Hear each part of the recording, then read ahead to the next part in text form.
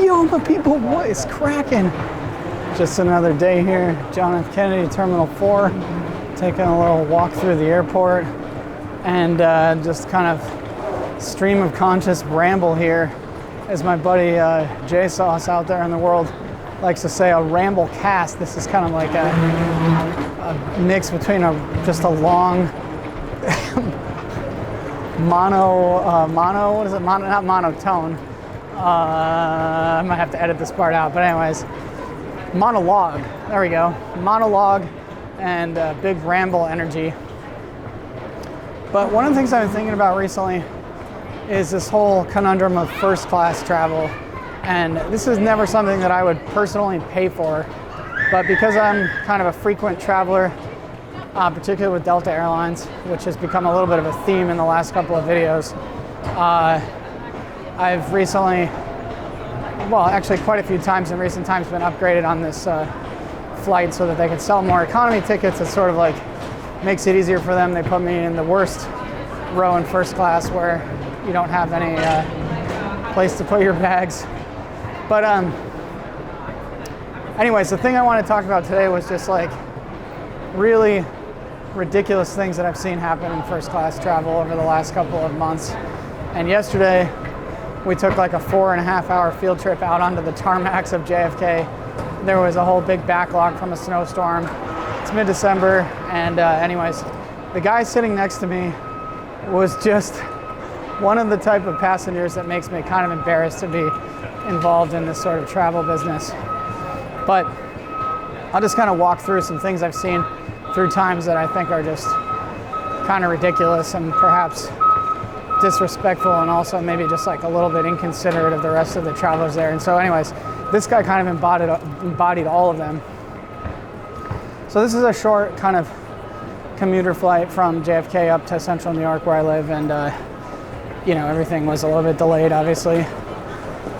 And so the pilot, when we got on board, he promised to give us updates every 10 minutes, which I thought was pretty nice. You're not leaving the passengers in the dark or whatever.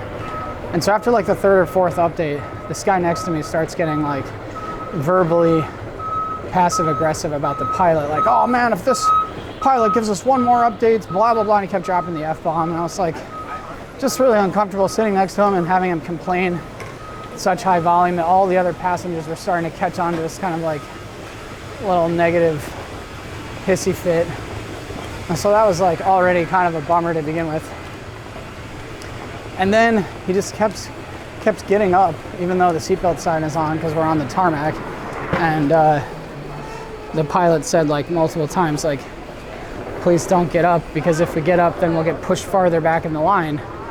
And so then he starts calling his friends and family back home, and he's like, oh, I love you, this and that.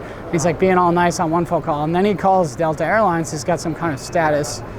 Hello? And he just starts like, you know, ripping into them like at full volume, which again was a really uncomfortable thing to be a part of, even just sitting next to him. I obviously didn't say anything.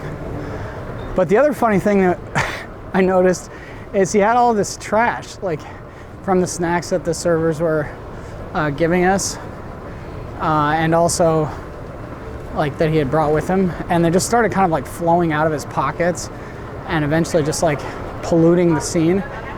He'd also plugged into both of the charging outlets, including mine, and or quote mine is kind of a ridiculous idea because I'm just a passenger on an airplane. But anyways, so it's just funny, like it's only a 45-minute flight. Yeah, it turned into a 5-hour like ramble around the airport, but like this guy, if he's got diamond status, which he made it very clear he did, he obviously knows a little bit about it. And the funny thing about travel is like delays are common. It's just part of the deal, like especially holiday time, especially winter, especially in the middle of a blizzard. So anyways, the final kind of straw for me was this guy just kept complaining. He was complaining to the flight attendant like, hey, can I get another wine? And he's like 4 wines drink deep, and then he's got a bottle of water and a coffee, and I'm like, man, this guy's really hydrating himself with all kinds of weird things. But the final straw was like, he started tearing into the flight attendant like, oh, this is ridiculous. Can you just tell the captain to shut up? we don't need updates every 10 minutes. I'm like, I almost wanted to say something, but I didn't. And then the other thing that kept happening was he was like, just let me off this plane, I'll walk home. And it's like, bro, if you have diamond status, you've flown a lot, you know that they're not gonna let you off on the plane in the tarmac in a blizzard and have you just be randomly walking around on the runways. Like, that's the most ridiculous thing. So, not to be like super judgmental, but just like some of the funny things that I've seen through time. And had to sit next to people that are obviously overly entitled, and like, I don't necessarily want to affiliate with first class travel. That's not really my thing. But at the same time, I'm like, all right, well, if the airline wants to sell more seats, I'll just comply with the automatic upgrades. And if it was a long flight, then obviously the bigger seat would be more comfortable, but like on a 45-minute flight doesn't make any difference. Anyway, so that's today's little ramble here. We've made it to the end of Terminal B here.